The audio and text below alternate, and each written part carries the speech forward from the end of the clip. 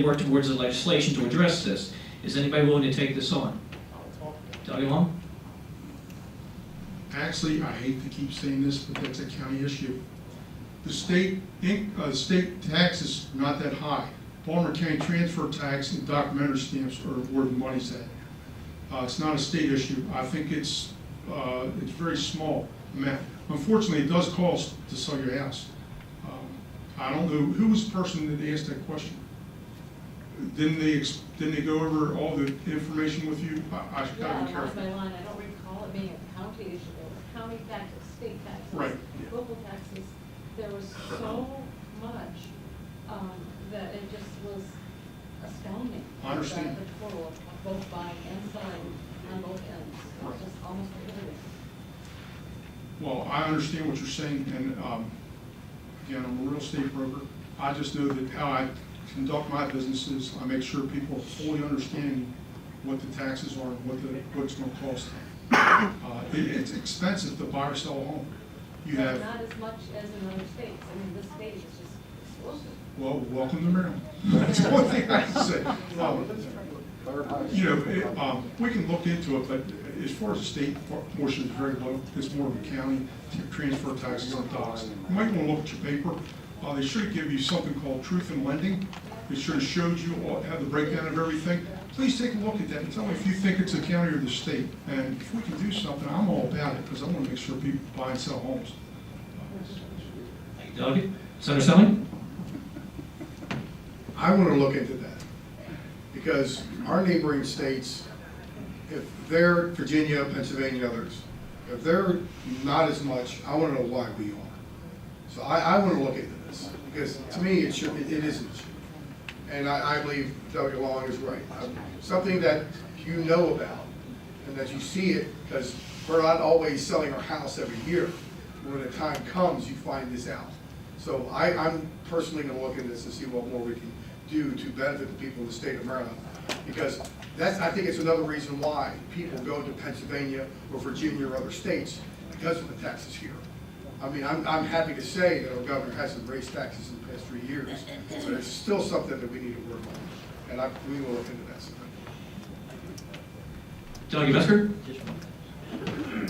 Just real fast, I listen to a real estate show once in a while, and what intrigues me is they always say, if you're asking $220 for your house, tell the people that you'll take the $220, but you'll pay the buyer's fee and all the fees.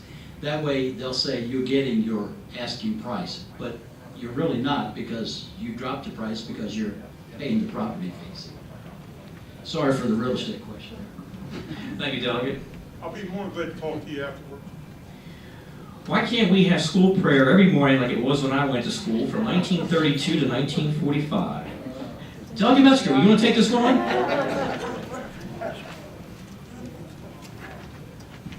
I'm fighting for it. We have, in our schools, tried everything but prayer. When prayer walked out of school, left school, so did discipline rise. So did abuse in families. I told somebody the other day about putting prayer back in school, and their response was, every time there's a surprise quiz or a test, you're going to pray. But I somehow believe, ladies and gentlemen, that if a student, let me go back. Remember last year when the fire in the city, there was 7 children got burned. Wouldn't it touch the hearts of someone that if a student got up and say, let's pray for that family? Don't you think that someone throughout the day would have felt encouraged just to know that somebody felt something? I truly believe when I bend my knees and ask the Lord to help me, the other night, I'll tell a confession. When the strike of midnight, my wife and I got out of the recliner. She got up off the couch. I hugged her and I kissed her, and I prayed a prayer.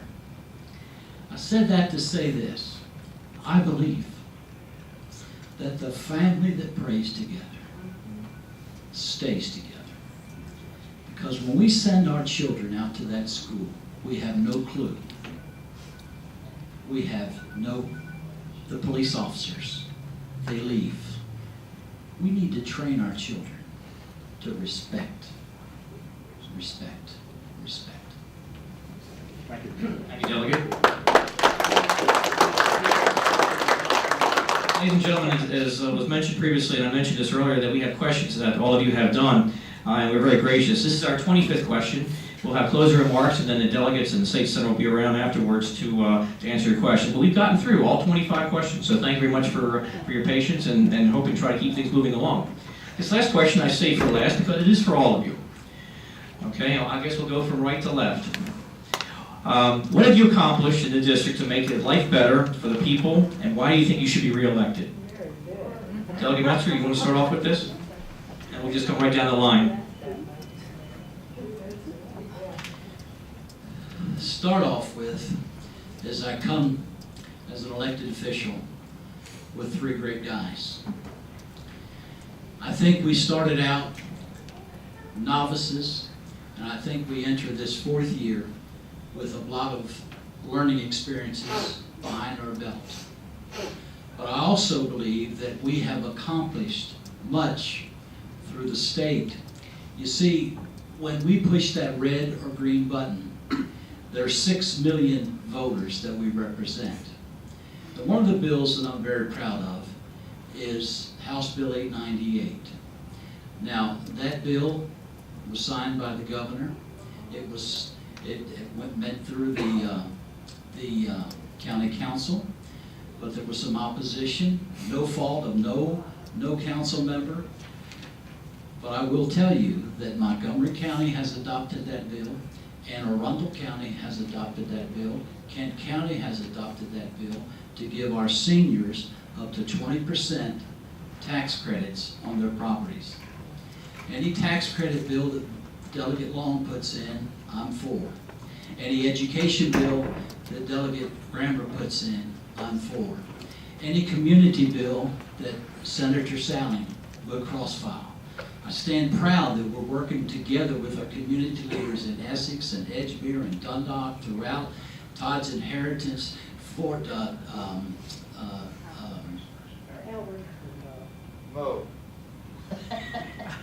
meeny, miny. But I'm proud to say that what I do every day is I wake up and I walk out of my house and I know that I'm representing each one of you in this room.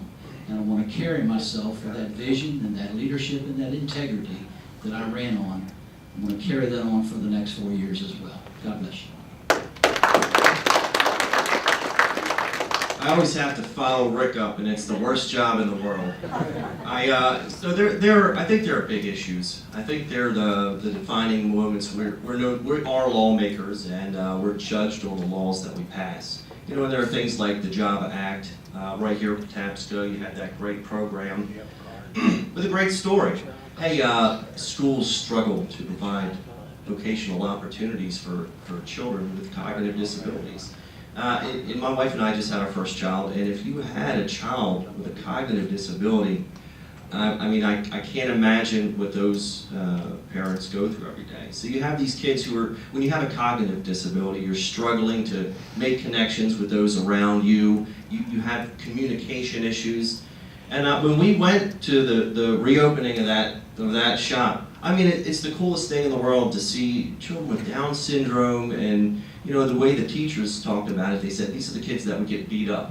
And instead you had a line 30 feet long of other students, you know, buying coffees, and there's these great interactions. And one of the parents said, you know, I've seen changes in my kid that I've never seen, and I want my child to do something better than just pick like leaves of spinach off of a conveyor belt.